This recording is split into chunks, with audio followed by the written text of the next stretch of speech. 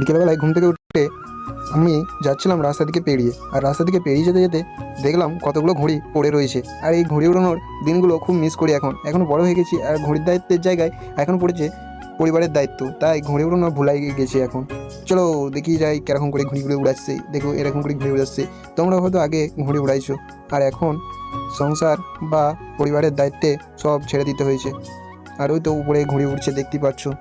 ওহ সত্যি, এই ঘড়ির পেছনে দৌড়ানোটা কত যে আনন্দ আর কত যে মজা ছিল আমি বলে বোঝাতে পারবো না। তোমরা হয়তো সেটা করেছো, আর এখন এই জিনিসগুলো খুবই মিস করছি। আর আমরা যখন ছোটোবেলায় ঘুড়ি উড়াইছি তখন অনেক অনেক ঘুড়ি উড়তো আকাশে, আর এখন আকাশ ফাঁকা।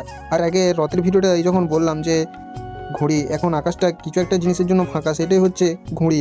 আর এখন আগের মতো ঘুড়ি উড়ে না, আর এখন ঘুড়ি কাটাকাটিও হয় না তেমন। এই দেখো বলতে না বলতেই দুজন কাটাকাটি শুরু করে দিয়েছে। দেখো কি হয় এই ঘুড়িগুলো কাটতে, যে কে কাটা যায় আর কে থাকে আকাশে রাজা হয়ে। ফাইনালি রাজা হয়েই গেল, আর একটা ঘুড়ি একজন কাটা গেল। এভাবে কতদিন মজা হতো। এই কাটা ঘুড়ির পেছনে দৌড়ে আনোর উপভোগটা আলাদা। কাদা মাঠ ঠেকালে গোটা গায়ে কাদা মেখে একটা 5 টাকার ঘুড়ির জন্য। এখন পকেটে পয়সা আছে কিন্তু ঘুড়ি পুরানোর লোক নেই। তখন পকেটে পয়সা থাকেনি কিন্তু একটা ঘুড়ি পুরানোর জন্য বন্ধুদের সাথে কতই ঝামেলা করতাম। আজকের ব্লগটা এতটুকুই ছিল। আর সত্যি কথা বলতে কেমন হয়েছে তোমরা অবশ্যই কমেন্টে করেছো। আর কে কে ছোটোবেলায় এমনভাবে ঘুড়ি উড়াইছো আর ঘুড়ির পেছনে ছুটে বেড়াইছো সেটা একটু কমেন্টে বলেছো। আমিও দেখতে চাই আমার মতো কে কে ছোটোবেলার দিনগুলো এখন মিস করছো।